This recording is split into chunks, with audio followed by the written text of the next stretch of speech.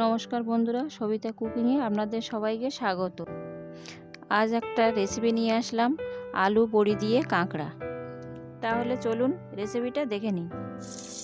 আমি এখানে 300 গ্রাম জ্যান্ত কাঁকড়া নিয়েছি। কাঁকড়াগুলো কেটে ভালোভাবে গরম জল করে পরিষ্কার করে নিয়েছি।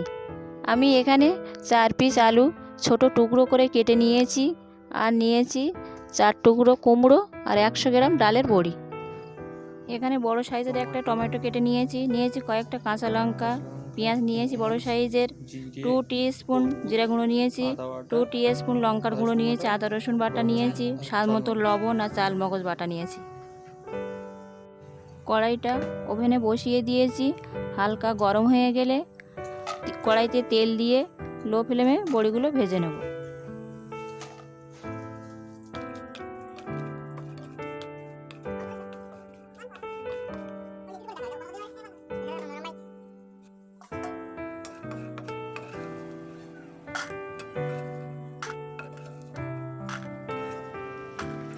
বড়িগুলো ভাজা হয়ে গেছে, এবার তুলে নিচ্ছি। কড়াইতে আরেকটু তেল দিয়ে কাঁকড়াগুলো নুন হলুদ মাখিয়ে ভালো করে ভেজে নিচ্ছি।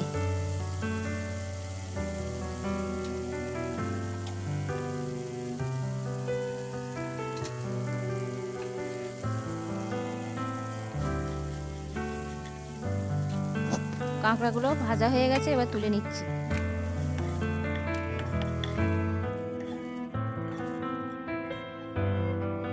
কড়াইতে আরেকটু তেল দিয়ে দিচ্ছি 5 ফোড়ন। ভালোভাবে নাড়াচাড়া করে দিয়ে দিচ্ছি পেঁয়াজ,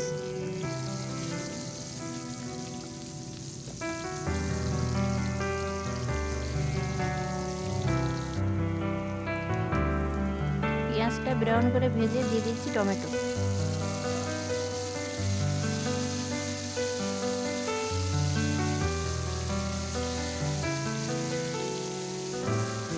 টমেটো পেঁয়াজটা ভালোভাবে নেড়ে ছেড়ে এবার দিয়ে দিচ্ছি আদা রসুন বাটা। আদা রসুনটা দিয়ে ভালো করে নাড়াচাড়া করে নেব, যাতে কাঁচা গন্ধটা চলে যায়।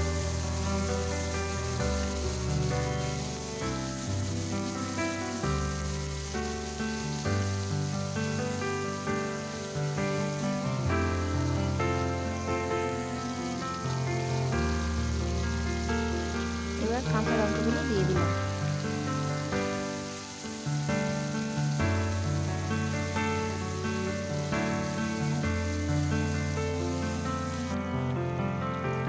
এবার দিয়ে দিচ্ছি জিরা গুঁড়ো।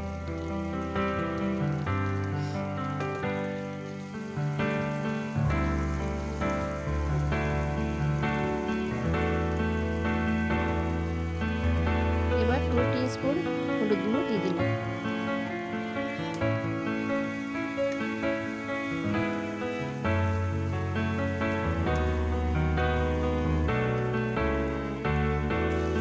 সমস্ত উপকরণগুলো দিয়ে ভালোভাবে কষে নিয়ে এবার আলু কুমড়োগুলো দিয়ে দিলাম।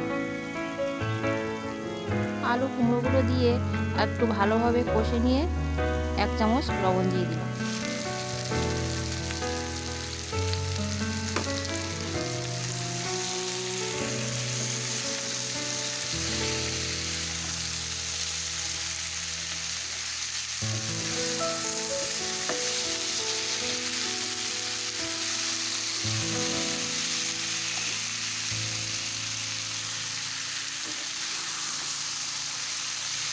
আলু কুমড়োগুলো ভালোভাবে ভেজে নিয়ে একটু জল দিয়ে 10 মিনিটের জন্য ঢেকে দিলাম।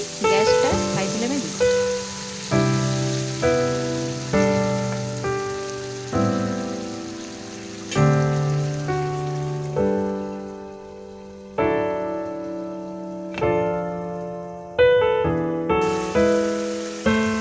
10 মিনিট পর ঢাকাটা তুলে আর একটু ভালো করে নাড়াচাড়া করে চাল মগজ বাটাটা দিয়ে দিলাম।